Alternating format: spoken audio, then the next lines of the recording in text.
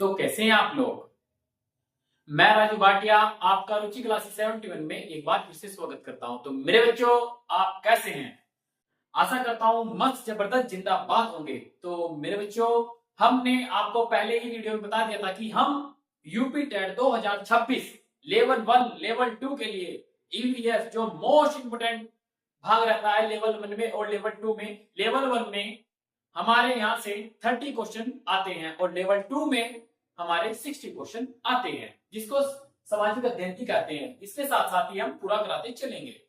तो मेरे बच्चों, देखते हमने पहले इसके 2 टॉपिक पूरे करा दिए। आज थर्ड टॉपिक है हमारा। आज का टॉपिक है हमारा पर्यावास। पर्यावास कहां पर, क्यों क्यों, कब कब, कैसे रहता है, आइएगा चलते देखते हैं। आइएगा। पर्यावास, पर्यावास का अर्थ है जहां हम रहते हैं या कोई और रहता है या समुद्री जीव रहते हैं, उसे कहते हैं पर्यावरण। जैसे कि यह वह भौतिक पर्यावरण है। कौन सा? भौतिक, जो हमें दिखाई देता है उसे कहते हैं भौतिक, जिसमें कोई जीव निवास करता है। क्या? जीव निवास करता है। भौतिक क्या होता है? जिसमें कोई जीव निवास करता है, जीव जंतु हो गए।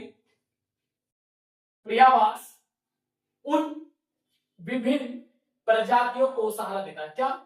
पर्यावास उन विभिन्न प्रजातियों को क्या देता है? सहारा देता है, सहारा प्रदान करता है या कर सकता है, जिनकी क्या, जिनकी आवश्यकता एक जैसी है। क्या? जिनकी आवश्यकता एक जैसी है। जैसे कि आप मान लीजिएगा जल में कौन कौन से जीव रहते हैं आपको मालूम होगा। आइएगा देखते हैं। जैसे कि जिनकी जैसी आवश्यकता है ऐसा ही इनको पर्यावास पर्यावरण ने दिया है। इतनी बात समझ में आई? चलो देखते हैं। जैसे कि भेल, दरियाई घोड़ा, पादप, पवलक इत्यादि, ये क्या है? ये जल में रहने वाले जीव हैं। इनको ऐसी जैसी आवश्यकता ऐसा दिया है। जैसे कि पेड़ पौधे कहाँ है? ऊपर धरती, ये जल में नहीं रह सकते। समझ रहे हैं ना बात जी? आइएगा। जैसे कि पर्यावास के प्रकार, पर्यावास 4 प्रकार के होते हैं। जैसे कि स्थलीय, स्थल में रहने वाला। अलवणीय जल में, अलवणीय जल में जिस जो जल खारा न हो वो अलवणीय जल कहलाता है। जीवाणु मुख में, समुद्र में, समुद्र में क्या पाया जाता है? क्षार। और स्थल पे जीव जंतु, पेड़ पौधे और मानव भी इसी धरती पर रहते हैं। और जल में, अलवणीय जल में क्या रहते हैं? शराब, दरियाई घोड़ा, व्हेल, मछली, सांप, बहुत सारी चीजें रहती हैं जो जल में रहती हैं। आइएगा नेक्स्ट। प्रकाश संश्लेषण कैसे होता है या क्या इसके प्रभाव है? शवपोशी, क्या? खुद ही ग्रहण करने वाले शवपोशी, स्वयं शव करते हैं स्वयं। शवपोशी या हरे, कहते हैं शवपोशी, हरे शवपोशी पादप प्रकाश संश्लेषण के द्वारा खाद्य संश्लेषण करते हैं। जैसे कि पत्ते, पेड़ पौधे, वह अपने आप प्रकाश संश्लेषण करके अपना भोजन प्राप्त करते हैं। इतनी बात समझ में आई? जैसे कि इस प्रक्रिया में पौधे CO2 का ग्रहण करते हैं। क्या करते हैं? ये प्रकाश से CO2 का ग्रहण करते हैं और O2 का उत्सर्जन करते हैं। क्या करते हैं? छोड़ते हैं, ऑक्सीजन छोड़ते हैं।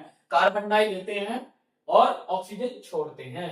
नंबर 2, परिणाम स्वरूप वायुमंडल में O2 की पूर्ति होती है। किसमें? इसमें जो जहां पर हम जी रहे हैं, किसी क्या की पूर्ति हो रही है? इसमें O2 की, ऑक्सीजन की पूर्ति हो रही है। अगर जो ऑक्सीजन ना हो तो क्या पूरी पृथ्वी पर जो जीव जंतु है वो सभी नष्ट हो जाएंगे। इतनी बात समझ में आई जी?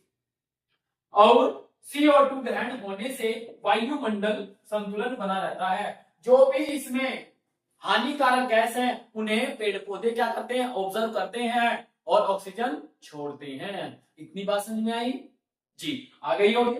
नेक्स्ट देखते हैं कि वनों की अंधाधुंध कटाई के चलते यह संतुलन बिगड़ गया है। जब पेड़ पौधे नहीं होंगे तो प्रकाश संश्लेषण कौन करेगा?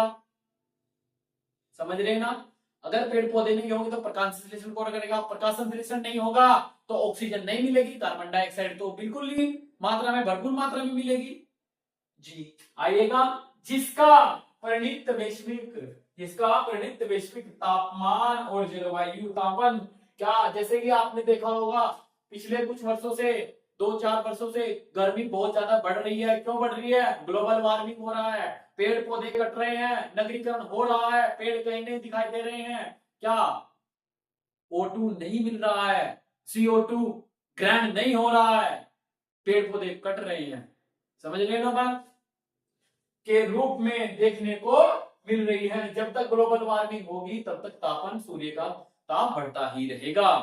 तो हमारी क्लास आज की यहीं तक की थी। अगर हमारा वीडियो अच्छा लगे तो वीडियो को लाइक करें, हमारे चैनल को सब्सक्राइब करें और अच्छे अच्छे कमेंट जरूर भेजें ताकि हमें मोटिवेशन मिलता रहे। मिलते हैं नेक्स्ट वीडियो में। Thank you.